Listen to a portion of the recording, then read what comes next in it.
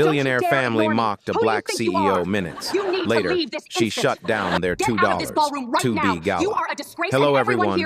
Before we begin today's video, I need your help. We've noticed that the channel is losing traction, and subscribing is one of the best ways you can help us.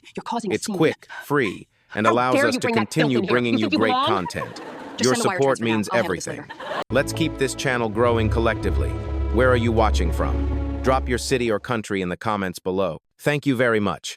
Now, let's get back to the story. The laughter hit first. Sharp, confident, too loud for a room draped in chandeliers and white marble. Then came the sentence that split the gala in half. Go back to the staff entrance. The words carried across the ballroom like a thrown glass, shattering the hush of polite music and expensive perfume. Heads turned. Conversations stalled mid-sentence. A ripple of amusement moved through the crowd, the kind that grows when people believe they're watching something beneath them.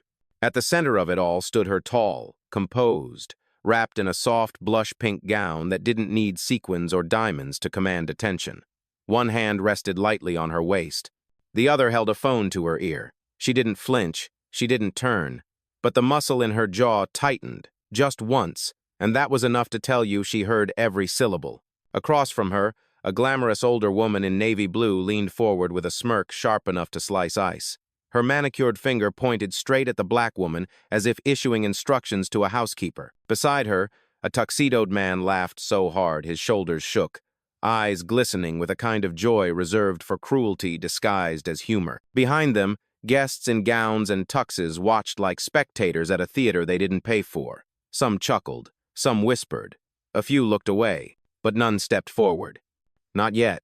The ballroom was a cathedral of wealth-arched ceilings, golden sconces, tables dressed in ivory silk. Every inch radiated old money confidence. And in this world, a black woman in a simple, elegant dress was apparently all it took to trigger the wrong kind of attention.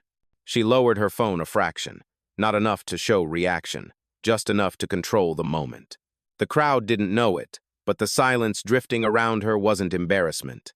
It was calculation. Before any of that storm could break, she inhaled, once quiet, steady, grounded, and her gaze swept the room. She saw the pity, the curiosity, the mockery. She had seen it before. In boardrooms, in restaurants she owned, in hotels bearing her name, it always sounded the same. You don't belong here. Tonight, they said it louder. And the ballroom listened. She lifted her chin. Still no retort. Still no raised voice. Still no hint of the truth about who she was or what she controlled. But before we continue, where are you watching from?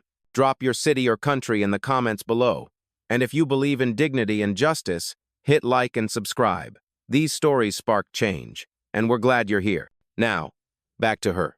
The woman in navy took a step closer, confident she had found easy prey. You heard me, she said, voice dripping condescension. Staff entrance is in the back. Try to use the correct door next time. The black woman finally turned her head, slowly, deliberately, a movement so precise it made the chandelier seem to pause. Her eyes didn't show anger, just a promise. A quiet one, the kind that arrives before a storm. And the storm, in this ballroom, was about to become unforgettable. For a moment, the ballroom simply watched her breathe. The woman in navy shifted her weight, amused by her own performance. They really let anyone in these days, she muttered to the man beside her, loud enough for the nearest tables to hear. Laughter bubbled again, softer this time, but persistent, like a simmering pot about to boil over. The black woman didn't move.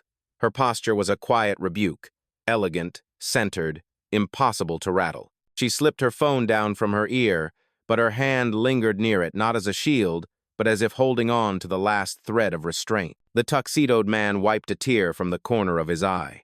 Oh, come on, don't pout, he said, chuckling. Just ask one of the servers. They'll show you where the uniforms get pressed. A few guests snickered. A few others turned away. And a few, very few, exchanged looks that hinted at discomfort. Not everyone was laughing. Near the far side of the ballroom, a young woman in a soft beige gown froze mid-sip of champagne. She watched the scene unfold with growing unease, her brows knitting. She nudged her date. She's not staff, she whispered. I saw her name on the check-in display. VIP list. Her date frowned. Then why are they? He didn't finish, because he didn't need to. They both understood. This wasn't about a door. This wasn't about an entrance. This was about who people believe belong. The black woman finally turned her head fully toward the couple laughing at her. Her eyes were still steady, still cool, but they carried the weight of someone who had walked through this exact moment in 100 different forms. Airports, boardrooms, hotel lobbies, private clubs.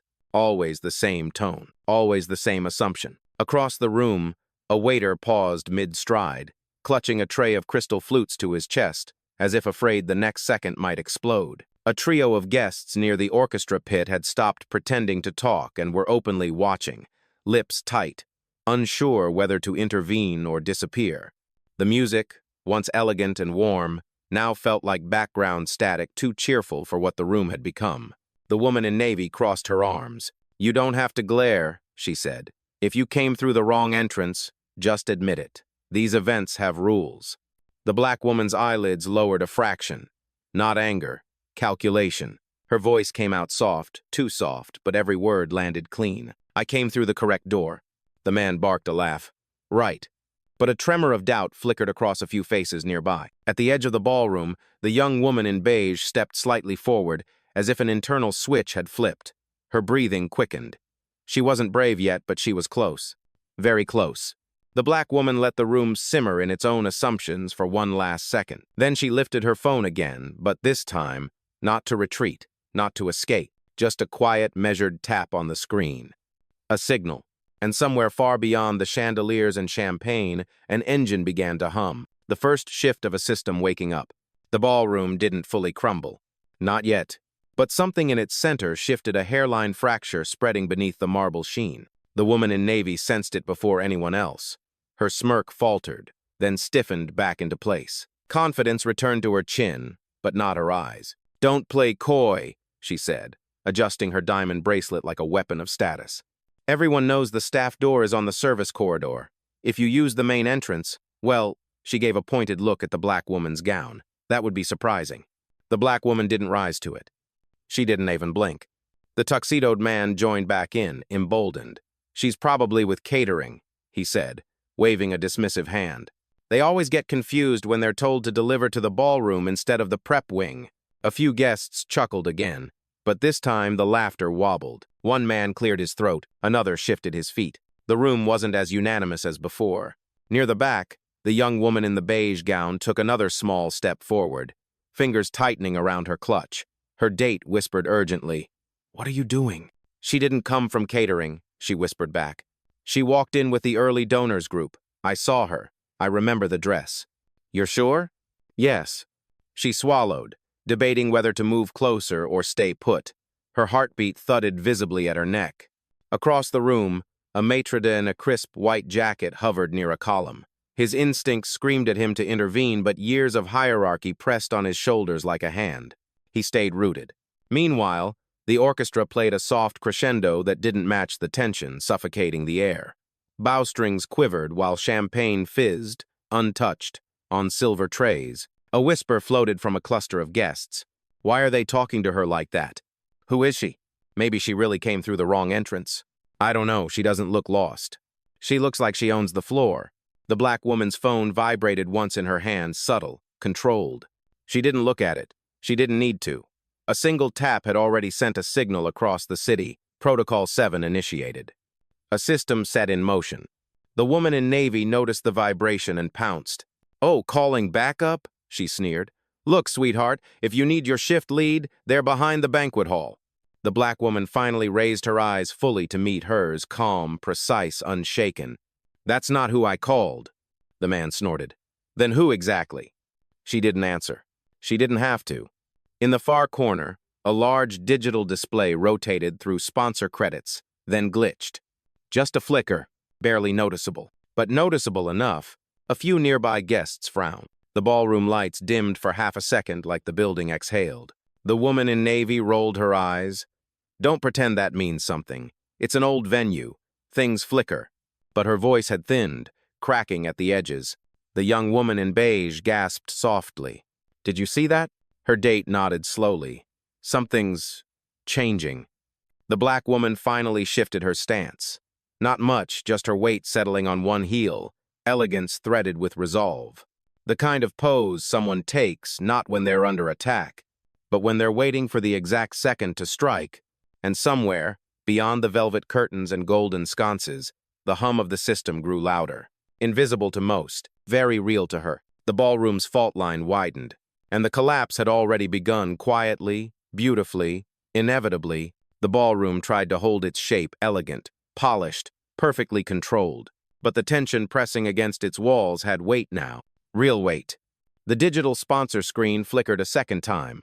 Longer. Enough for a few gasps. The woman in navy froze mid-sentence.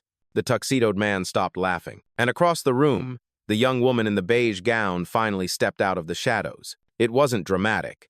It wasn't loud. It was simply brave. She cleared her throat, soft but sharp enough to poke a hole straight through the ballroom's false calm. "Excuse me." The couple tormenting the black woman turned, irritated at being interrupted. But the young woman didn't wilt. She clasped her clutch tighter and spoke again, louder this time. I saw her earlier tonight. She didn't come through any staff hallway." Her voice trembled, but her spine didn't. The woman in navy narrowed her eyes. "Sweetheart, you're confused. It happens." "I'm not confused," the young woman said, breath unsteady but growing steadier with every word. "She checked in with the early donors. I was right behind her." A small murmur rippled across nearby tables. A few heads turned toward her. Something fragile began to shift. The tuxedoed man scoffed. "And you are?" "Someone who pays attention," she replied, surprising even herself. Her date winced beside her but didn't pull her back. His jaw clenched, not in disagreement, but in fear of the backlash she might face. The woman in navy attempted a laugh, brittle like a cracked vase. "Oh, please. You think you know how these events work? Donor check-in isn't in the main ballroom." She clearly wandered in through. "I saw her name." The young woman cut her off. Silence. "I saw it on the digital check-in board," she continued. "Carter, Ava, VIP tier." A few guests inhaled sharply. The name hung in the air like a dropped pin. Carter. Somewhere in the back, a man whispered, "Is she part of the Carter Foundation?" Another replied, "No way. They're the primary sponsor." But the young woman's voice didn't stop there, couldn't stop now. "And I watched her walk through the front entrance," she said firmly. "The one we all use." Her words echoed in the vaulted ceiling. The black woman didn't turn, didn't acknowledge her, not yet. But the smallest shift softened her shoulders, unnoticed by most but unmistakable to anyone who understood the language of silent gratitude. The woman in navy clenched her jaw. "You're making assumptions. You made them first," the young woman said quietly. That landed harder than any shout. The tuxedoed man stepped forward, crowding her space. "Watch your tone." Before he could finish, the maitre d' the man who'd remained petrified earlier took one hesitant step toward them. "Sir, she's right." His voice was low, but steady enough to cut through the tension. More murmurs, glances, recalculations.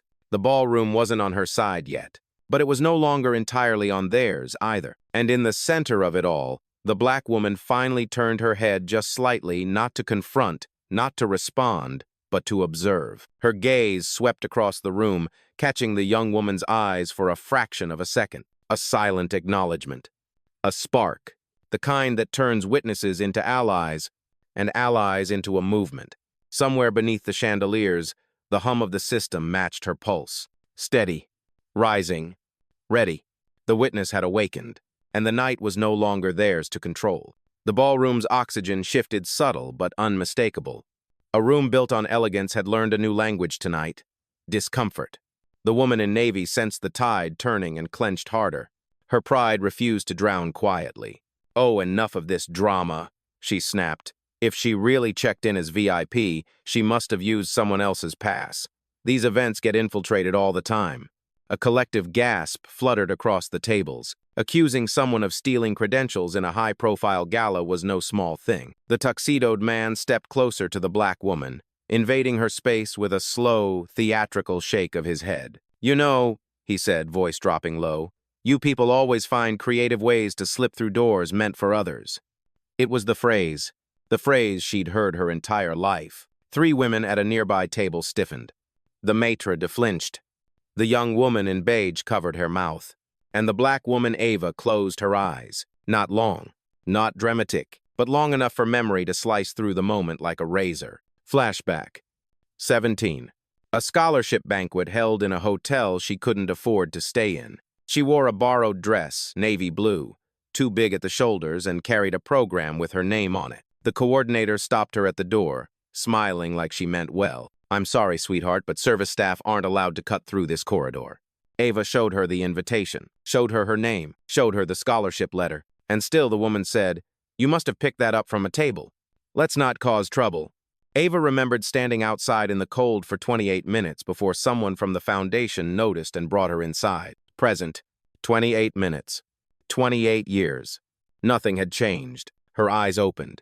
The tuxedoed man smirked, misreading her silence as surrender. "See? She knows exactly what I'm talking about." A murmur of disapproval rose, not loud, not enough to be rebellion, but enough to signal the room was cracking. The woman in navy doubled down. "You should be grateful," she said sharply. "We're simply asking you to follow the rules. People like you." "Finish that sentence," the young woman in beige said, voice suddenly shaking with anger instead of fear. The entire ballroom snapped toward her. She stepped forward, trembling but resolute. "You made assumptions the second she walked in," she said. "You didn't ask for ID, you didn't confirm her status, you looked at her, decided she didn't belong, and humiliated her. That's not security, that's bias." Her date tugged her wrist. She didn't move. The tuxedoed man scoffed. "And what are you, her lawyer?" "No," she said. "Just someone who's tired of watching people get stepped on, especially in rooms built with their money." A hush fell over the gala. Ava remained still, absorbing every word spoken around her like they were data points in a long equation. Then the woman in navy took one fatal step closer. "So what if we judged her?" she hissed. "Look at her. Look at that dress. Do you honestly think someone like that?" Ava's eyes lifted. Calm. Level. Unshakable. That calmness unsettled the room more than any outburst could have, because everyone felt it, the shift. That fine, electrifying line between patience and the moment it runs out. She raised her phone again. No tremor. No rush. Just purpose. And somewhere in the city, a secure line lit up. Protocol was coming. The collapse had already begun. They just didn't know it yet. The ballroom didn't notice the first shift. Power rarely announces itself. It simply changes the temperature of the air. Ava lifted her phone again, not in retreat, not in defense, but with the calm certainty of someone who knew exactly how the next hour would unfold. One soft tap. A single vibration. Then silence. But somewhere beyond the chandeliers, deep inside a corporate server room across the city, a secure channel blinked awake. Inside the ballroom, the woman in navy let out a mocking laugh. "Oh, look, she's calling again," she said. "Maybe this time someone picks up." A few nearby guests flinched at the tone. The young woman in beige glared at her. Ava didn't speak. She didn't have to. The room was already listening. A discreet ping echoed from her phone, barely audible unless you were standing close. She glanced at the screen for half a second. The message glowed. Protocol 7, activated. Awaiting confirmation. Her thumb brushed the corner of the screen in a gesture so subtle, so quiet, that the ballroom mistook it for hesitation. It was the opposite. Across the room, the digital sponsor board flickered again, this time shifting colors, recalibrating its content. For a split second, the Carter Foundation logo nearly appeared before dissolving into a neutral placeholder screen. The tuxedoed man scoffed. "These old systems," he muttered. "Cheap tech." Ava's eyes lifted just slightly. Cheap tech? The Carter Foundation spent $30 million upgrading those displays. This was no glitch. This was the system waking up. The maitre d', now visibly uneasy, approached with hesitant steps. "Ma'am," he said quietly to the woman in navy, "we should verify her registration before making further claims. It's procedure." The woman in navy bristled. "I don't need procedure to see what's right in front of me." A few guests exchanged looks. Confidence was no longer flowing in her direction. Ava finally broke her stillness. She lowered her phone to her side, exhaled once a steady, controlled breath, and spoke softly. Not loud, not confrontational, just enough to pierce the room. "You've made many assumptions tonight." The tuxedoed man rolled his eyes. "Here we go," Ava continued, unbothered. "And you warned me to follow the rules." "Exactly," the woman in navy snapped. Ava's gaze sharpened. "But you skipped the first one." "And what rule is that?" the man mocked. A beat of silence. A cinematic pause.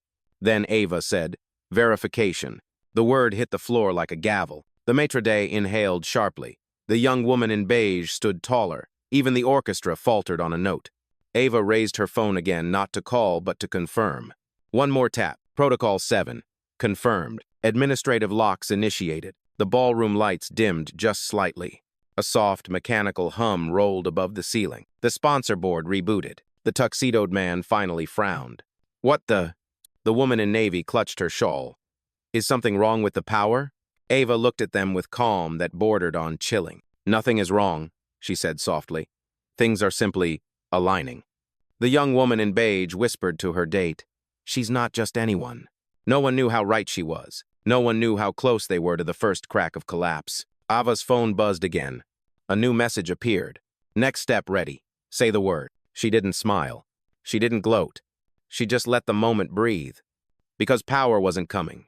Power was already here. The hall lights steadied again, but they weren't the same. Something in their glow felt intentional, as if the building itself had adjusted its posture. The tuxedoed man scanned the ceiling with a frown. Why does it feel like the whole place just rebooted? The woman in navy tightened her grip on her clutch. It's nothing. Probably a breaker issue. Old venues have problems. But the maitre d' stepped closer, voice low and uneasy. Ma'am, this building was renovated 6 months ago. New electrical grid. Top industry contractors. A beat.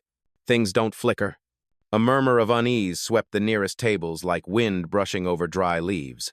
At the center of it all, Ava remained still, phone resting loosely in her hand, posture calm as marble.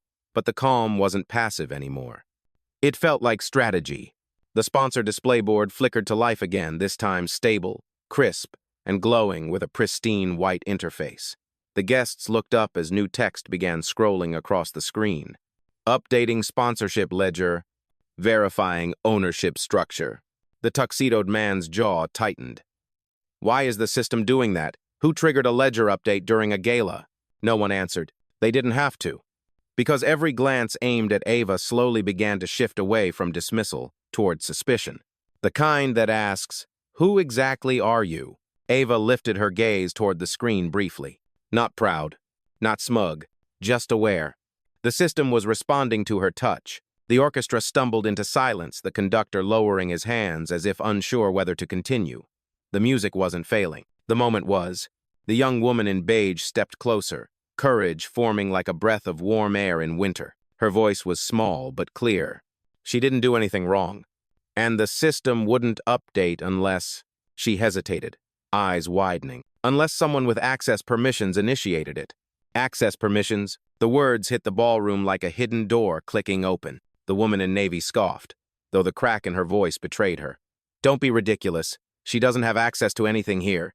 But as she gestured, her bracelet glinted under the lights, and in that shimmer, Ava's phone vibrated again. She read the screen silently. Sponsorship ledger update. 43% complete. Foundation control status. Verified. A hush rolled over the room, not like silence, but like reverence. Ava finally spoke, her voice barely above a whisper, but landing with the precision of a dropped pin in a cathedral. You're wrong. The woman in navy blinked. About what? Ava's expression didn't change. You assume I don't have access. The tuxedoed man stepped closer, agitation bleeding into his tone. And do you? He challenged. Ava didn't answer. Instead, the sponsor board answered for her. Carter Foundation, Primary Sponsorship Authority. Authentication status. Active. People gasped. A few turned to stare at the woman in navy. Others looked between Ava and the glowing screen with dawning awareness. The young woman in beige whispered, "Oh my God." Her date swallowed. She's connected, deeply connected.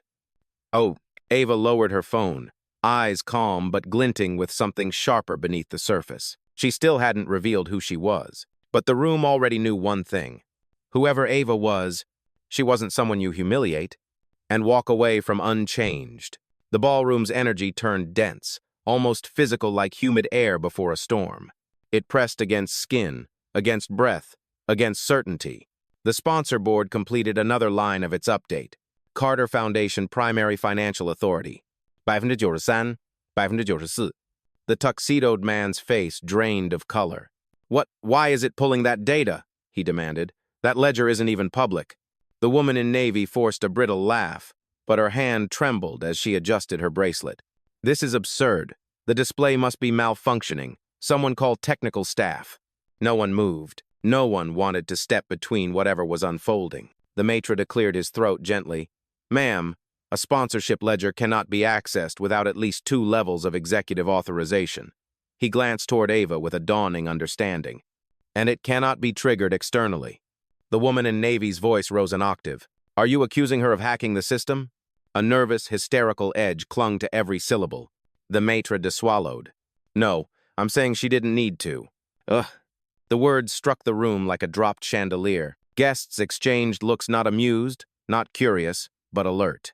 The kind of alertness that happens when people suddenly realize they may have aligned themselves with the wrong side. Ava stood in the center, still calm, still quiet her poise, more threatening now than any raised voice could have been. Her phone vibrated again. Ledger update complete. Authority status. Carter Foundation confirmed. Just as the final line flashed, the ballroom lights shifted subtly brighter near Ava, dimmer around the woman in navy and the tuxedoed man, as if the room itself understood the hierarchy better than they did. The woman in navy clutched her shawl. This can't be right. You don't even look like... The sentence caught in her throat, drowned by the weight of the moment. Several guests turned sharply toward her, faces tightening, because after everything she'd already said, that unfinished line was too honest, too revealing, too ugly. The young woman in beige stepped forward again. Say it, she said softly. Finish the sentence. The woman in navy froze, panic flickering through her eyes.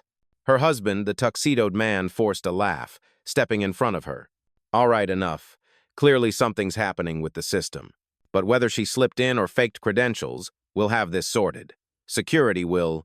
He didn't finish, because right then, the ballroom doors hissed open and 2 event coordinators rushed in, faces pale. One whispered frantically into her headset. The other stared directly at Ava, recognition washing over her like a tidal wave. Oh my God, she breathed. The tuxedoed man stiffened. What? What is it? The coordinator hesitated, then looked down at her tablet, its screen now showing the same update as the main display. Primary authority contact. Ava Carter. Status. Present active control. The name hit the crowd like thunder. Ava Carter. The name printed on the invitations. The name attached to the $2, 2B endowment. The name the entire gala claimed to honor. Everyone knew the Carter Foundation. But no one expected her. For the first time all night, the ballroom forgot how to breathe. Ava stood perfectly still, the soft pink fabric of her gown quiet against the tension ripping through the space. She hadn't moved an inch since her name flashed on the screen. She didn't need to. The name alone shifted the ground under everyone's feet. The tuxedoed man stepped back, stumbling slightly as if the marble beneath him had tilted. You Ava Carter? That's impossible. No one said, no one told us. A coordinator swallowed hard. Sir, she's listed as the controlling authority of tonight's gala. Every donor, every contract, every financial channel routes through her office. Ava lowered her gaze to her phone. One new message glowed. System ready. Standing by for your command. The woman in navy tried to salvage dignity, her voice cracking like thin ice. This is a misunderstanding. We didn't mean anything by what we said. You have to understand these events attract all kinds of people. A guest nearby turned in disgust. Another whispered, she's really trying to talk her way out of this? The young woman in beige took one small, decisive step closer to Ava, not to speak for her, but to stand near her. A symbolic shift, a line drawn. Ava didn't acknowledge it aloud, but the room pulsed with the weight of that choice. The tuxedoed man straightened his jacket, scrambling for control. Look, let's just forget all this. Clearly the system glitched. We didn't insult anyone of importance. A whoosh fell. Deadly. Instant. Ava lifted her eyes. Not angry, not emotional, just decisive. You insulted a guest, she said quietly. You humiliated her without verification. But, he stammered, we didn't know. That, Ava replied, was the mistake. She tapped her phone again. A single confirmation tone chimed soft, melodic, and final. On the sponsor display board, new text flooded the screen.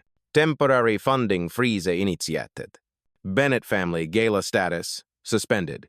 All operational access revoked. Gasps exploded across the ballroom. The tuxedoed man, Bennett, lurched forward. You can't just freeze a multi-billion-dollar event. We have contracts, vendors, investors. Ava didn't blink. You had them, she said. The woman in navy choked on a breath. This will ruin us. Do you understand? We're hosting senators, donors, CEOs. Then perhaps, Ava replied, you should have treated your guests with dignity. Her voice didn't rise, but the chandeliers trembled as if responding to the weight of her word. A tech coordinator rushed in from the hallway, tablet in hand. Ma'am, he said breathlessly to Ava, the freeze is confirmed across all networks. The Bennett accounts are locked, operations halted, staff notified. Bennett turned pale. You can't, Ava. You can't do this in front of everyone. You did what you did, she said calmly, in front of everyone. Silence rolled heavy and deep. Ava's phone buzzed once more. Full authority sequence complete, awaiting final directive. She let the message hang in the air like a drawn bowstring. Then she looked at the couple, no malice, no theatrics, just absolute clarity. Your behavior, she said, has consequences. Tonight, you will face them. The ballroom didn't clap, didn't cheer. It simply understood. Power had shifted, irreversibly. For a long moment, no one moved. The chandeliers glowed above the room like silent witnesses, shining down on the couple who just minutes ago believed they owned the night. Now they stood stranded in the very center of it, stripped of certainty, stripped of status, stripped of control. The woman in navy opened her mouth, but no sound formed. Her eyes darted wildly from the frozen sponsor board to Ava's unreadable expression. Security, a coordinator whispered into her earpiece, is requesting instructions. Ava didn't look away from the Bennetts. She spoke with the calm rhythm of someone stating a fact, not a threat. Escort them outside. The tuxedoed man jolted. You can't be serious. 2 security officers appeared at the ballroom entrance, dressed in black, their steps measured and deliberate. Not aggressive, not rushed, just certain. The room parted instinctively, creating a clean aisle straight through the marble floor. Guests stepped back, some avoiding eye contact, others refusing to look away. The officers reached the couple. Mr. Bennett, one said, your access has been revoked. We need you to come with us. The woman in navy grasped her husband's arm as if the marble beneath her heels were collapsing. This is our event. Our name is on the program. Ava's reply was soft. Not anymore. Her phone chimed. On the sponsor board, fresh text scrolled across. Bennett family removed from organizational authority. Replacement directorship. Carter Foundation. Gasps. Whispers. A sharp inhale from someone near the back. The tuxedoed man struggled as the officers guided him toward the aisle. This is humiliation, he barked. You're doing this just because... Ava tilted her head slightly. Because of how you treated a guest, nothing more. The woman in navy broke then, her facade crumbling under the weight of the room turning against her. I didn't know it was you, she whispered hoarsely. Ava's eyes softened, not kindly, but truthfully. That was the problem. The officers escorted the couple toward the doors, their steps echoing through the quiet like a verdict being carried out. For the first time all evening, the ballroom felt balanced. Justice didn't roar. It didn't gloat. It simply walked the Bennetts out of their own gala, while Ava stood exactly where they insisted she didn't belong, the center. The doors closed behind the Bennetts with a muted thud, soft but final, like a chapter sealing itself. For a heartbeat, the ballroom stayed perfectly still. No clinking glasses, no shifting fabric, no polite orchestra melodias, just silence wrapped around crystal and marble. Then, whispers. Not the cruel kind from earlier, not the mocking type that cast Ava as an outsider. These whispers moved differently, slower, heavier, reverent. A guest near the stage exhaled shakily. I can't believe they spoke to her like that.